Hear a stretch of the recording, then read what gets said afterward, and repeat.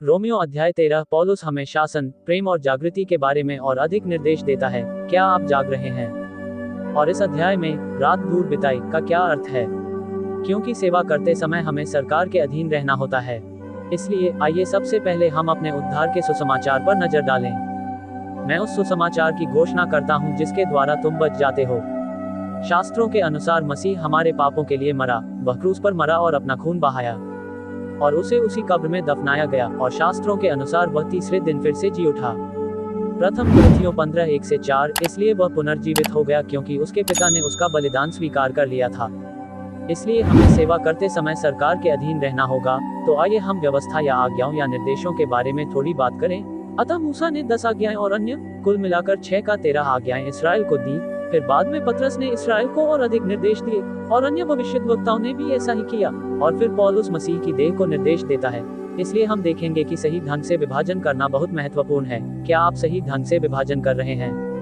और आइए यहाँ हमारे मानचित्र पर एक त्वरित नजर डालें। तो हम बिथीनिया, पोन्स, कप्पादोसिया को देखने जा रहे हैं। ये क्षेत्र एशिया माइनर के शीर्ष पर हैं। अतः अध्याय 9 में पौलुस ने अपनी महिमा के धन के विषय में कहा कि यह उसकी दया के पात्रों के लिए है, जो इसराइल के विश्वासी बचे हुए लोग या छोटा झुंड अर्थात पतरस का समूह, और हम विश्वासी अन्य जाति भी हैं, मसीह का शरीर। अतः हम मसीह की आत्मा के निवास के पात्र हैं, और परमेश्वर इन पात्रों का उपयोग अधिक से अधिक लोगों को नए स्वर्ग और नई पृथ्वी में जाने में सहायता करने के लिए कर रहा है। इसलिए हमें पवित्र बाइबल से अपने मन को नया करने की जरूरत है। और जब हम सुसमाचार पर विश्वास करते हैं तो हम उसकी आत्मा को प्राप्त करते हैं। इससे हमें बाइबल को समझने में मदद मिलती है ताकि हम मसीह की तरह सोच सकें। हमारे पास ये निर्णय लेने की स्वतंत्र इच्छा है कि क्या हम मसीह ने जो किया है उस पर विश्वास करेंगे और बचाए जाएंगे। हमारे पास स्वतंत्र इच्छा है कि हम उसका वचन पढ़ेंगे और अपने मन, अपनी सोच में नयापन लाएंगे, या आप जानते हैं, अपनी स्वयं की सोच के अनुसार कार्य करेंगे। और हमें यह निर्णय लेने की स्वतंत्र इच्छा है कि हम उसकी सेवा करेंगे या नहीं। अतः मसीह के पास 2 सेवकायां हैं, एक उसके सांसारिक विश्वासियों अर्थात पतरस के समूह के लिए, और एक उसके स्वर्गीय विश्वासियों अर्थात पौलुस के समूह के लिए। इसलिए ये समझना बहुत महत्वपूर्ण है कि पतरस की आशा पृथ्वी पर राज्य में रहने की थी, जबकि पौलुस की आशा स्वर्ग में रहने की थी।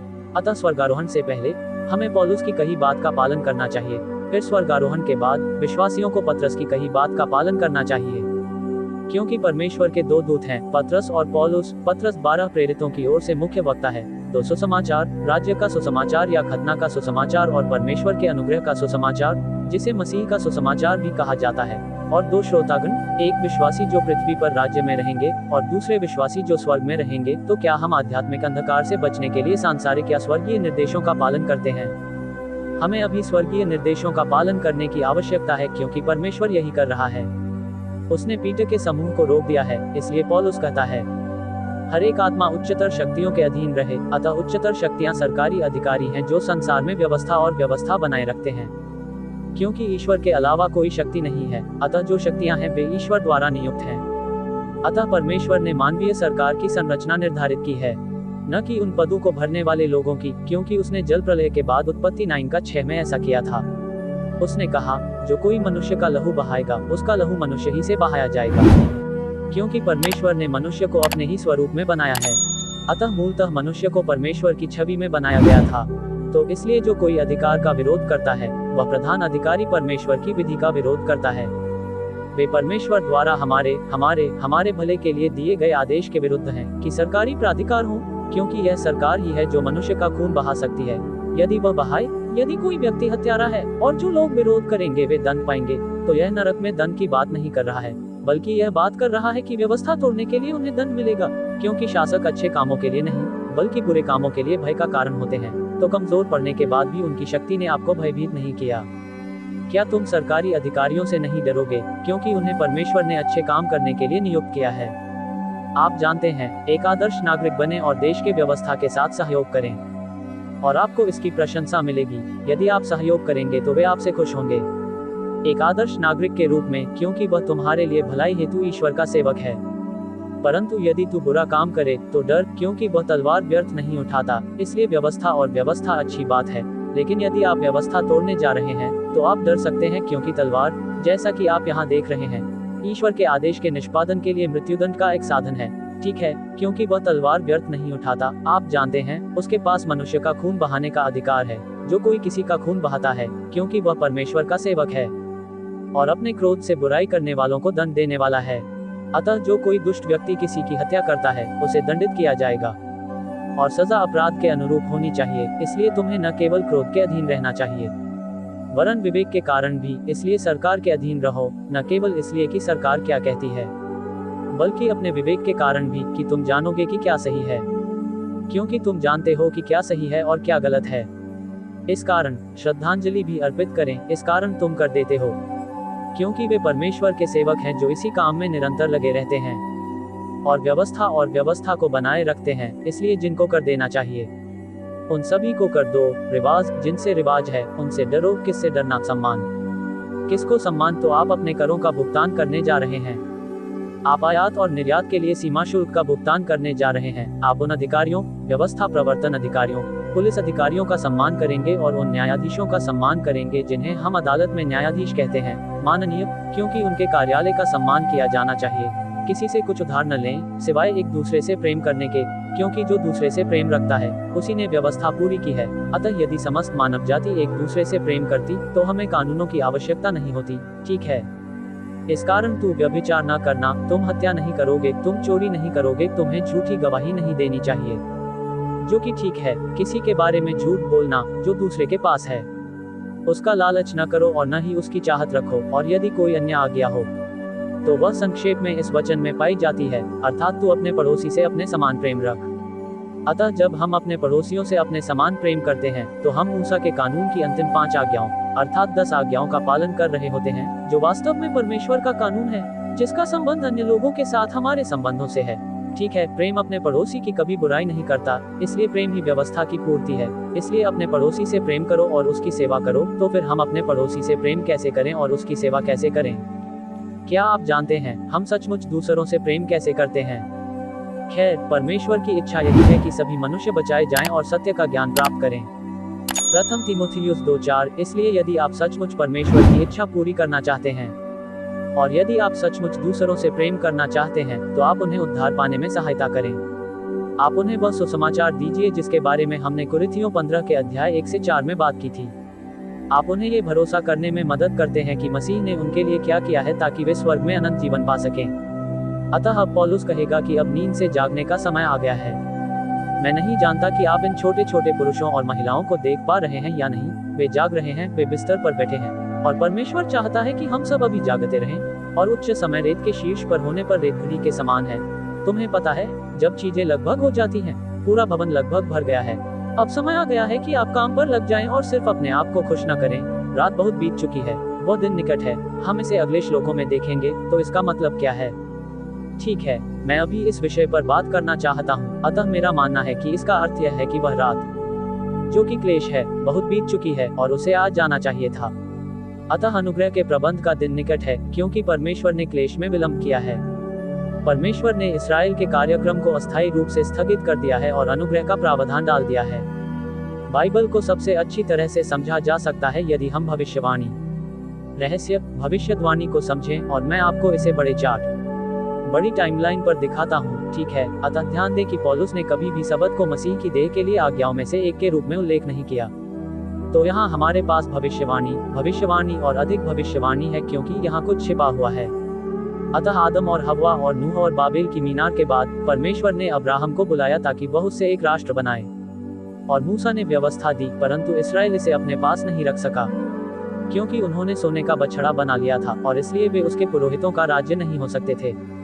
और यही वह समय था जब वे शैतान के वैध बंदी बन गए, इसलिए मसीह को उन्हें वापस जीतना पड़ा। अतः अतीत में परमेश्वर ने इस्राएल और अन्य जातियों के बीच खतना और खतना रहित लोगों के बीच भेद स्थापित किया था। फिर डेविड आया, तब गैब्रियल ने दानियेल को 490 वर्ष की भविष्यवाणी दी और फिर 400 वर्षों तक मौन रहा। तब यूहन्ना बपतिस्मा देने वाला सामने आया और उसने परमेश्वर के पुत्र यीशु मसीह का परिचय कराया, जो हमारे और सारे संसार के पापों के लिए क्रूस पर मरा और दफनाया गया तथा फिर जी उठा। वह यहाँ 40 दिन तक रहा और पिता के पास चला गया, और फिर 10 दिन के बाद उसने ऊपरी कमरे में पतरस और छोटे झुंड पर पवित्र आत्मा को उतारा, और उन्होंने इस्राएल को यह विश्वास करने का एक और मौका दिया कि यीशु ही उनका मसीहा था। और वे दानियेल के 70वें सप्ताह की ओर बढ़ रहे थे पिछले 7 वर्षों से, और इसलिए उन्होंने जो कुछ उनके पास था उसे बेच दिया और ये पीले लोग उन लोगों का प्रतिनिधित्व करते हैं जो यूहन्ना बपतिस्मा देने वाले के समय से मसीह की पृथ्वी पर सेवकाई के दौरान बचाए गए थे और क्लेश के दौरान। और अधिक लोगों को उसी समूह में बचाया जाएगा और उस समूह में जोड़ा जाएगा जिसे हम पतरस का समूह कह सकते हैं। और यही वह समय होगा जब अब्राहम, मूसा, दाऊद, यशायाह, यिर्मयाह, दानियेल, यीशु और 12 अन्य लोगों को दी गई भविष्यवाणियां पूरी होंगी। वे भविष्यवाणियां, वे शाब्दिक, आप जानते हैं, भौतिक घटनाएं। और फिर हम पृथ्वी पर राज्य स्थापित करने के लिए मसीह का दूसरा आगमन होंगे। और 1000 साल बाद महान श्वेत सिंहासन का न्याय होगा। और फिर एक नया स्वर्ग और नई पृथ्वी होगी। तो सब बात ध्यान दें कि यीशु मसीह ने कितनी बार सब्त के दिन लोगों को चंगा किया, क्योंकि जब उनके राज्य, संत पीटर और उनके समूह को राज्य में पुनर्जीवित किया जाएगा तो उन्हें उनके अनंत शरीर प्राप्त होंगे, और यह उसकी एक तस्वीर थी। लेकिन क्लेश के दौरान, आप जानते हैं, 7 मुहरें, 7 तुरहियां और 7 कटोरे होंगे। अतः पतरस ने प्रथम पतरस 4:12 में कहा, हे प्रियो, जो अग्नि रूपी परीक्षा तुम्हारे परखने के लिए है, इससे यह समझकर आश्चर्य न करो कि मानो कोई अनोखी बात तुम पर बीत रही है। जब आप क्लेश में जाते हैं तो इसे अजीब न समझें, क्योंकि इसकी भविष्यवाणी की जा चुकी है। लेकिन फिर बाद में दूसरे पतरस में, तो यह था प्रथम पतरस 4:12, दूसरे पतरस अध्याय 3:4 में उसने कहा कि उपहास करने वाले आएंगे, क्योंकि उपहास करने वाले तो पहले से ही आ रहे थे और कह रहे थे, उसके आने का वादा कहाँ गया? मसीह का दूसरा आगमन कहाँ है? क्योंकि जब से पूर्वज सो गए हैं, तब से अब्राहम, इसहाक और याकूब भी सो गए हैं। सभी चीजें वैसी ही चलती रहती हैं जैसी वे सृष्टि के आरंभ से थी। कुछ भी नहीं बदला है, वह यहाँ नहीं है। ठीक है, तो अचानक मसीह के दूसरे आगमन का वादा, आप जानते हैं, ये दानियेल का 70वां सप्ताह, क्लेश के 7 वर्ष और उसका दूसरा आगमन नहीं हुआ, यहाँ तक कि पतरस के जीवन काल में भी। तो इससे हमें ये संकेत मिलता है कि क्लेश आने से पहले ये छोटा सा अंतराल कितने वर्षों का है। ठीक है, तो इसे क्यों स्थगित कर दिया गया? मुझे देखना है कि क्या मैं इसे खोल सकता हूँ, क्योंकि परमेश्वर ने अनुग्रह का प्रबंध डाला है। क्योंकि प्रेरितों के काम 7 में जब उन्होंने स्तिफनुस को पत्थरवाह किया तो यह इसराइल का पतन था। फिर 9वें अंक में तरसुस का शाऊल दमिश्क के रास्ते पर तब बच गया जब यीशु मसीह उसके सामने प्रकट हुआ। और फिर प्रेरितों के अध्याय 15 में तरसुस के शाऊल को भी बुलाया गया है।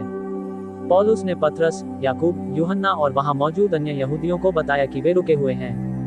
उनका कार्यक्रम स्थगित कर दिया गया क्योंकि परमेश्वर रहस्य के दौरान एक समूह को बचाना चाहता था, जो कि अनुग्रह का प्रबंध है, जबकि परमेश्वर स्वर्गीय स्थानों में रहने के लिए मसीह के शरीर का निर्माण कर रहा है और खोए हुए अन्य जातियों को जो सुसमाचार पर विश्वास करते हैं, मसीह के शरीर में जाने के लिए तैयार कर रहा है। और वे यीशु मसीह के एक और प्रकटन की प्रतीक्षा कर रहे हैं जिसे मेघारोहण कहा जाता है। अतः हम इन दो घटनाओं के बीच में रह रहे हैं, प्रेरितों के काम 9 में यीशु का पौलुस को दिखाई देना और हमें स्वर्गारोहित करने के लिए उसका दिखाई देना। उसके बाद हम मसीह के न्याय आसन के पास जाएंगे और तब परमेश्वर इस्राएल के साथ अपना कार्यक्रम जारी रखेगा। और इसलिए उसने पतरस से कहा, हे छोटे झुंड, डरो मत, क्योंकि तुम्हारे पिता को यह अच्छा लगा है कि तुम्हें राज्य दे। लूका 12:32। अतः पतरस के समूह को राज्य मिलेगा। अतः स्वर्ग में अनंत जीवन ही वह है जो परमेश्वर अब यहूदियों और अन्य जातियों दोनों को प्रदान कर रहा है। पृथ्वी पर अनंत जीवन की संभावना स्वर्गारोहण के बाद तक नहीं है। ठीक है, तो चलिए जारी रखते हैं और यह जानना कि अब नींद से जागने का समय आ गया है। तो फिर समय का ज्ञान क्या है? ठीक है, तो हम जानते हैं कि इस समय हम इजराइल के राष्ट्रीय अंधत्व के दौर में रह रहे हैं। हे भाइयों, मैं नहीं चाहता कि तुम इस भेद से अनजान रहो। कहीं ऐसा न हो कि तुम अपने आप को बुद्धिमान समझो और जब तक अन्य जातियां पूरी रीति से प्रवेश न करें तब तक इस्राएल का एक भाग अंधा ही रहेगा। तो यह है रोमियो 11:25। तो हम इजराइल की राष्ट्रीय अंधता के समय में रह रहे हैं, लेकिन यह आंशिक है, ताकि यहूदी अभी से मसीह की देह में आकर बच सकें और स्वर्ग में रह सकें। तो अब समय आ गया है, ये जानते हुए कि हम इजराइल की राष्ट्रीय अंधता में रह रहे हैं, अब इस व्यवस्था में, लेकिन अभी के दौर में नींद से जागने का समय आ गया है, क्योंकि अब हमारा उद्धार उस समय से अधिक निकट है जब हमने विश्वास किया था। इसलिए उस उद्धार में हमारा आनंद है। तो फिर वह किस बारे में बात कर रहा है? नींद से जाग गए। खैर, वह इसके बारे में दूसरे कुरिन्थियों 6:1-3 में बात करता है। सो हम जो उसके अर्थात यीशु मसीह के सहकर्मी हैं, तुमसे भी विनती करते हैं कि जान लो कि यह पौलुस कहता है, परमेश्वर का अनुग्रह व्यर्थ न जाने दें। ठीक है, आपको बचाने और अपनी आत्मा देने के लिए परमेश्वर की कृपा, क्योंकि वह कहता है कि मैंने तेरी सुन ली है और उद्धार के दिन मैंने तेरी सहायता की है। देखो, अब स्वीकार्य समय है। देखो, अब उद्धार का दिन है। किसी भी बात में कोई आपत्ति न करना ताकि मंत्रालय पर कोई दोष न आए। आप जानते हैं, आक्रामक तरीके से जीवन न जिएं और आप जानते हैं, परमेश्वर के अनुग्रह को व्यर्थ न जाने दें। केवल अपने बारे में ही चिंता मत करो, अन्य लोगों के उद्धार और उन्नति के बारे में भी चिंता करो। अतः अनुग्रह की इस स्थिति में इतनी देर तक सोना अपमानजनक है। जब हमारी जिम्मेदारी दूसरों को बचाने की है, क्योंकि उनकी आत्माओं और उनके निर्माण के लिए एक आध्यात्मिक युद्ध चल रहा है। शैतान ने पौलुस द्वारा हमसे कही गई बातों को दबाने की कोशिश की है। मसीह ने हमारे माध्यम से कहा है, पौलुस, इसलिए आओ हम ठीक से सोचें, ताकि उद्धार निकट हो, बजाय इसके कि हम ये समझें कि रात बहुत बीत चुकी है। हमने इस बात पर विचार किया कि वह समय जब क्लेश आना चाहिए था बहुत दूर निकल चुका है। पौलुस ये पत्र प्रेरितों के काम 20 पद 3 में लिख रहा है, और यह उनकी मुक्ति के लगभग 23 वर्ष बाद की बात है। इसलिए आइए हम अंधकार के कामों को त्याग दें। वह अंधकार मत करो जो तुमने तब किया था जब तुम बचाए नहीं गए थे, और आओ हम ज्योति के कवच पहन लें। ज्योति का कवच वह संपूर्ण बाइबल है जो प्रेरित पौलुस के द्वारा रोमियों को लिखे गए, फिलेमोन को लिखे गए 13 पत्रों और बाइबल के शेष भाग में हमारे निर्देशों को सही रूप से विभाजित करता है।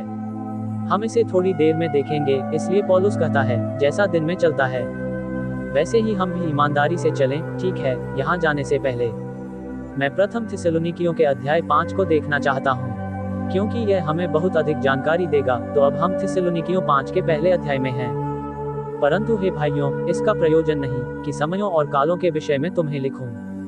इसलिए वह थिस्सलुनीकियों को लिख रहा है और कह रहा है कि तुम्हें उन बातों के बारे में जानने की आवश्यकता नहीं है जो परमेश्वर ने मसीह के दूसरे आगमन के बारे में कही हैं, क्योंकि वह तुमसे संबंधित नहीं है, क्योंकि तुम स्वयं ही स्वर्गारोहित किए जाओगे। ये तो तुम भली भांति जान लो कि प्रभु का दिन वैसे ही आता है जैसे रात में चोर आता है। अतः अविश्वासियों के लिए मसीह का दूसरा आगमन और क्लेश और दूसरा आगमन रात में चोर के समान आता है, क्योंकि उन्होंने बाइबल नहीं पढ़ी है। इसलिए वे नहीं जानते कि क्या हो रहा है, क्योंकि जब वे कहेंगे कि शांति और सुरक्षा है, इसलिए जब वे कहेंगे कि मसीह विरोधी ने अविश्वासी यहूदियों के साथ मंदिर के पुनर्निर्माण के लिए 7 साल की वाचा पर हस्ताक्षर किए हैं, तो ये शांति और सुरक्षा है, तब उन अविश्वासी यहूदियों और अन्य जातियों पर अचानक विनाश आ पड़ेगा। जैसे गर्भवती स्त्री पर पीड़ाएं बढ़ती हुई और बढ़ती जाती हैं, और वे बच नहीं पाएंगे, वे उसके फैसले से बच नहीं पाएंगे। परंतु हे भाइयों, तुम अंधकार में नहीं हो। तो अब वह थिस्सलुनीकियों से बात कर रहा है और कह रहा है, आप शैतान के नियंत्रण में नहीं है, क्योंकि आपका प्रकाश, आप मसीह में विश्वास करते हैं कि दिन आपको एक चोर के रूप में आ जाए, वह दिन आप पर हावी नहीं होने वाला है, क्योंकि आप बच गए हैं। तुम सब ज्योति की संतान और दिन की संतान हो। आप जानते हैं कि आपके अंदर मसीह का प्रकाश है और आप उस दिन की संतान हैं। अनुग्रह की किरणें हैं, हम रात के नहीं हैं। ठीक है, यहाँ रात्रि क्लेश की है, अंधकार की नहीं। हम शैतान के वश में नहीं हैं। इसलिए हम दूसरों की तरह सोते न रहें, बल्कि जागते और सचेत रहें। जो लोग रात में सोते हैं उनके लिए सुसमाचार और पौलीन युग संबंधी समझ को साझा करने के अवसर की प्रतीक्षा करें। नहीं, क्योंकि जो सोते हैं वे रात में सोते हैं, और जो मतवाले हैं वे रात ही में मतवाले हैं। तो आप जानते हैं कि ऐसे लोग हैं जो इस बात से अनजान हैं कि वे रात के समय अपने बुरे काम कर रहे हैं और झूठे सिद्धांतों का सेवन कर रहे हैं। परंतु हम जो दिन के हैं सचेत रहें। अतः हम अनुग्रह के प्रबंध के दिन में हैं, विश्वास और प्रेम का कवच पहनकर, और उद्धार के निवास के लिए और उद्धार की आशा का टोप पहने हुए हैं। अतः जब हम जानते हैं कि हमें स्वर्गारोहित किया जाएगा, तो ये हमारे मन को सहायता करता है कि जब हम अपने खोए हुए परिवार और प्रियजनों तथा अन्य लोगों को बचाने के लिए कठिनाइयों से गुजर रहे होते हैं, तब हमारे पास वह आश्वस्त आशा होती है। इसलिए हम विश्वास का कवच धारण करेंगे और दूसरों के प्रति प्रेम रखेंगे। हम जो स्वभाव से स्वार्थी हैं, दूसरों के प्रति प्रेम कैसे रख सकते हैं? हम इसका पता लगाने जा रहे हैं, क्योंकि परमेश्वर ने हमें क्रोध के लिए नियुक्त नहीं किया है। हम क्लेश से नहीं गुजर रहे हैं, बल्कि हमारे प्रभु यीशु मसीह के द्वारा उद्धार प्राप्त करने जा रहे हैं। अतः जो हमारे लिए मरा वह स्वर्गारोहित किया जाएगा, ताकि चाहे हम जागरें या सोएं, हम उसके साथ रहें। अतः चाहे हम जीवित हों या मृत, जब वह हमें स्वर्गारोहित करने आएगा तो हम उसके साथ रहेंगे। इसलिए एक दूसरे को शांति दो और एक दूसरे की उन्नति का कारण बनो, जैसा कि तुम करते भी हो। प्रथम थिस्सलुनीकियों 5:1-11। अतः पौलुस क्लेश का वर्णन उन्हें ये दिखाने के लिए कर रहा है कि वे उसमें नहीं हैं। ठीक है, और इस प्रकार प्रभु का दिन रात में चोर की तरह आएगा। मेघारोहण से पहले अनुग्रह के वितरण के लिए समय कम है। सभी लोग देख पर काम कर रहे हैं। ये लोगों को बचाने और सत्य के ज्ञान तक पहुंचने में मदद करने का एक प्रयास है। और जो लोग इस संसार का उपयोग इस संसार के फैशन के लिए नहीं, बल्कि इसके दुरुपयोग के रूप में करते हैं, वे नष्ट हो जाते हैं। प्रथम कुरिन्थियों 7:31। अतः संसार व्यवस्था के समान है। व्यवस्था के लिए दूसरा शब्द, तो हम उन चीजों के बारे में नहीं सोचेंगे जो मायने नहीं रखती, लेकिन क्योंकि हम नहीं हैं, ये दुनिया लंबे समय तक नहीं चलने वाली है, तो आत्माओं को बचाने के लिए काम पर लग जाओ। अतः हम न तो रात के हैं, नहीं अंधकार के। हम क्लेश में नहीं जा रहे हैं और हम शैतान के नियंत्रण में नहीं हैं। ठीक है, तो 13 में पौलुस पर वापस आते हैं। इसलिए हम प्रकाश का कवच पहनने जा रहे हैं। जैसा दिन में हम चलते हैं, वैसा ही हम ईमानदारी से चलें। न कि दंगा फसाद और नशे में, न ही व्यभिचार और उच्छृंखलता में, न ही झगड़े और ईर्ष्या में। तो अब हम ईमानदारी से चलेंगे। ईमानदारी शब्द पर ध्यान दीजिए, ठीक है। दिन के समय की तरह ही जब लोग रात में भी ईमानदारी से चलते हैं तो वे ऐसे काम करते हैं जो उन्हें नहीं करना चाहिए। तो ओह, दंगा पार्टी करने और नशे की तरह है, आप जानते हैं। पीना, आप जानते हैं। होश में नहीं रहना, चैम्बर में नहीं, जो कि कामुक गतिविधियां और उच्छृंखलता है, जो कि ओह, अपना स्वयं का आनंद चाहना है, जो कुछ भी है। संघर्ष और ईर्ष्या में नहीं। हम लोगों के खिलाफ बहस या संघर्ष नहीं करेंगे, आप जानते हैं। हम उन्हें तथ्य देंगे और हम वह नहीं चाहेंगे जो वे चाहते हैं, परंतु प्रभु यीशु मसीह को पहन लो और शरीर की अभिलाषाओं को पूरी करने का उपाय न करो। इस प्रकार रोमियो 13 समाप्त होता है। तो फिर हम यीशु मसीह को कैसे पहन सकते हैं और शरीर की वासनाओं को पूरा करने के लिए कोई प्रबंध नहीं कर सकते। अतः अब हम पाप में नहीं हैं, परंतु पाप अभी भी हमारे अंदर है और हम उसे नहीं कह सकते हैं। जब हम विश्वास और परमेश्वर के वचन के अनुसार चलते हैं तो हम कम पाप करते हैं। अतः इफिसियों 4 का 22 से 24 में पौलुस ने कहा कि तुम अगले चाल चलन के पुराने मनुष्यत्व को जो भरमाने वाली अभिलाषाओं के अनुसार भ्रष्ट होता जाता है उतार डालो। तो जिस तरह से हमारा पुराना आदम है, आप जानते हैं, हम उसे टालते रहेंगे। अब हम ऐसे नहीं हैं और अपने मन की आत्मा में नवीनीकृत हो जाए। इसलिए हम बाइबल को सही रूप से विभाजित होकर पढ़ेंगे। मैं बाइबल पढ़े बिना और अपने दिमाग को पुनः प्रोग्राम किए बिना अपना दिन शुरू करने की हिम्मत नहीं कर पाता। और उसने नए मनुष्यत्व को पहन लिया जो परमेश्वर की धार्मिकता और सच्ची पवित्रता में सृजा गया है, अर्थात नया मनुष्य यीशु मसीह है। हम उनकी तरह सोचना चाहते हैं और हम ऐसा कर सकते हैं क्योंकि हम अपने दिमाग को पुनः प्रोग्राम कर सकते हैं और वह धार्मिकता में सृजा गया है और उसमें सच्ची पवित्रता है, ठीक है। यदि पौलुस ने ऐसा कहा तो पतरस ने क्या कहा? खैर, पतरस ने प्रथम पतरस पत्र में यीशु मसीह के प्रेरित को ये पत्र लिखा कि वह पुंतुस, गलतिया, कप्पदोकिया, एशिया और बिथुनिया में फैले हुए अजनबी लोगों को पत्र लिखे। तो ये वे यहूदी हैं जो उत्पीड़न के दौरान तितर-बितर हो गए थे और ओह, बेबीलोन और अश्शूर की बंदी और उसके बाद ओह, स्टीफन के साथ उत्पन्न उत्पीड़न। और पतरस ने क्या कहा? प्रिय प्रियजन, मैं आपसे अजनबी और यात्री के रूप में विनती करता हूँ। इसलिए वे इन गैर यहूदी देशों में अजनबी हैं और वे वहाँ तीर्थयात्री हैं। शारीरिक वासनाओं से दूर रहो जो आत्मा के विरुद्ध युद्ध है। अन्य जातियों में भी अपनी चाल चलन सीधी रखना। वे यहूदी हैं क्योंकि वे अन्य जातियों के बीच ईमानदार हैं, ठीक है। तो वह यहूदियों से बात कर रहा है, आप इसे यहाँ देख सकते हैं। और इसलिए वह उन्हें ईमानदार होने के लिए कह रहा है क्योंकि वह उन्हें निर्देश दे रहा है, जैसे कि पौलुस ने हमें निर्देश दिया था कि जबकि वे तुम्हारे विरुद्ध कुकर्मी जानकर बातें करते हैं, वे तुम्हारे अच्छे कामों को देखकर उनके दर्शन के दिन परमेश्वर की महिमा करें। प्रथम पतरस 2:11 का 12। तो आप जानते हैं, वे दुष्टों की तरह हैं। उन्हें दुष्ट इसलिए माना जाता है क्योंकि वे ईसा विरोधी के बारे में बात नहीं कर रहे हैं। वे नासरत के यीशु के मसीहा होने की बात कर रहे हैं और यह एक अच्छा काम है। वे क्लेश के दौरान राज्य का सुसमाचार, खतने का सुसमाचार देने में व्यस्त रहेंगे। तो फिर वे जो देखेंगे वे आनंदित होंगे, दर्शन के दिन परमेश्वर की महिमा करेंगे। जब यीशु वापस आएगा तो वे खुश होंगे कि उन्होंने पतरस के समूह की बात सुनी। अतः यीशु मसीह ने न केवल हमारे पाप के ऋण को पूरी तरह से चुका दिया है, बल्कि उसने हमें अपना जीवन, अपना प्रकाश, अपने निर्देश दिए हैं ताकि हम इस वर्तमान बुरे संसार में जी सकें, ठीक है। जब हम विश्वास करते हैं कि हम आत्मा, प्राण और शरीर हैं, जब हम विश्वास करते हैं कि हम इसे बना सकते हैं, ईश्वर के साथ एकता बनाओ, ईश्वर के साथ आध्यात्मिक एकता बनाओ। लेकिन हमारे आंतरिक मनुष्यत्व में हमारी आत्मा और प्राण हमारे भौतिक शरीर से अलग हो गए हैं, परंतु पापमय शरीर अभी भी हमारे नश्वर शरीर में विद्यमान है। तो कभी कभी, आप जानते हैं, हम पाप कर सकते हैं। ये बहुत आसान है, परंतु जो प्रभु से जुड़ा रहता है वह उसके साथ एक आत्मा हो जाता है। प्रथम कुरिन्थियों 6 का 17। अतः हमारे पास बाइबल को समझने में सहायता करने के लिए मसीह की आत्मा है, ताकि हम जान सकें, मान सकें और स्वीकार कर सकें कि उसने क्या कहा, उसे सत्य मान सकें और उस पर विश्वास कर सकें, ठीक है।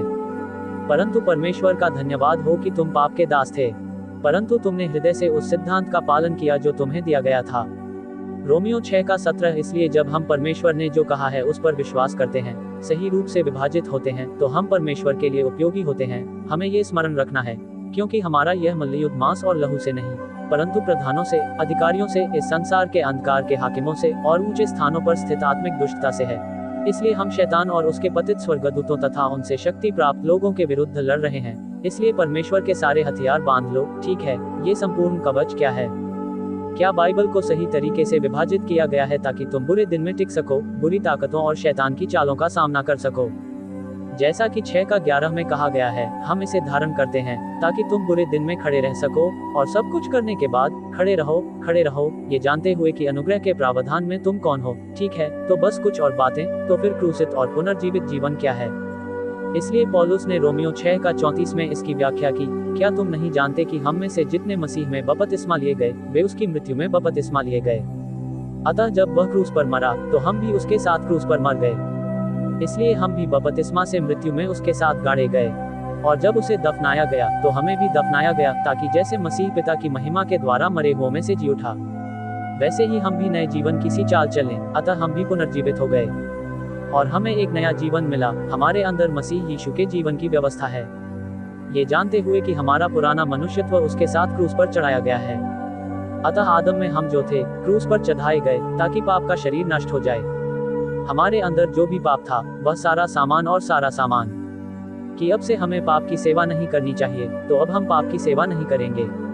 हम परमेश्वर की सेवा करेंगे, क्योंकि तुम पर पाप की प्रभुता न होगी, क्योंकि तुम व्यवस्था के अधीन नहीं वरन अनुग्रह के अधीन हो।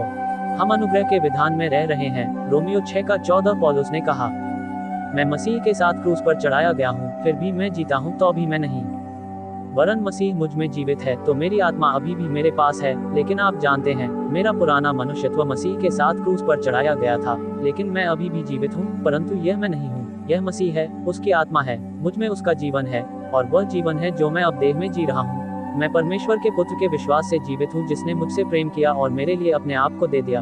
गलातियों 2 का 20। तो फिर जो मनुष्य स्वभाव से स्वार्थी है, वह अपने पड़ोसी के प्रति प्रेम कैसे दिखा सकता है? क्योंकि मसीह को ये कार्य हमारे द्वारा ही करना है। परमेश्वर हमें अपना जीवन देता है और उसका जीवन हमारे द्वारा जीवित रहना चाहता है, जब हम उसके वचन में अपने मनों को नया करते हैं। तो पौलुस को प्रेरितों के काम 9 में दमिश्क के रास्ते पर बचाया गया था। वह मसीह की एक देह का एकमात्र प्रेरित है जो उसका अनुसरण करेगा। यह एक भविष्यवाणी की गई घटना थी जब मसीह उसके सामने प्रकट हुए और उसे अपना एक प्रेरित बनाया तथा उसे मसीह की देह के लिए निर्देश दिए, और इस प्रकार मसीह की देह और अनुग्रह का वितरण दोनों ही प्रेरितों के काम 9 में पौलुस के उद्धार के साथ शुरू हुए। इससे पहले कि उसने पतरस के समूह को सताया था, और वह पॉल पीटर का समूह नहीं है, उसका अपना समूह है, स्वर्गीय समूह। तो वहाँ एक लड़ाई चल रही है। ठीक है, हम लड़ाई में हैं। हमारी वेबसाइट marianmanile.com और YouTube channel Salvation Rightly Dividing and the Rapture है। कृपया फेसबुक वीडियो पर टिप्पणी करें, इससे मंत्रालय को मदद मिलती है। धन्यवाद। तो मैं मूलतः इस पाठ के लिए इन पुस्तकों का उपयोग कर रहा हूँ। रोमियो पर एक संक्षिप्त टिप्पणी, जो रोमियो के अध्ययन गाइड को सही ढंग से विभाजित करती है और पहले और दूसरे थिस्सलुनीकियों के अध्ययन गाइड को भी सही ढंग से विभाजित करती है। ये सभी पुस्तकें अमेज़न पर उपलब्ध हैं, और कुछ अन्य अच्छी किताबें भी हैं जो इस ईश्वर के रहस्य को स्वीकार करती हैं। वे कुछ पादरी हैं जिन्हें मैं सुनता हूँ। क्या परमेश्वर के पास मानव जाति के लिए 7000 साल की योजना हो सकती है? यह मेरी पहली पुस्तक है जो मैंने लिखी है। ये थोड़ा कठिन है, लेकिन बहुत से लोगों को इस पुस्तक से बहुत सांत्वना मिलती है। मैं ये भी कहना चाहता हूँ कि पूर्व संकट की निश्चितता भी एक अन्य पुस्तक है जो प्रथम और द्वितीय थिस्सलुनीकियों के बारे में है और बहुत ही रोचक है। तो अब परमेश्वर क्या कर रहा है? परमेश्वर प्रेरितों के काम 9 से लेकर मेघारोहण तक अनुग्रह के रहस्यमय प्रबंध के दौरान मसीह के शरीर का निर्माण कर रहा है। कृपया लाइक करें, शेयर करें और सब्सक्राइब करें, और देखने के लिए धन्यवाद।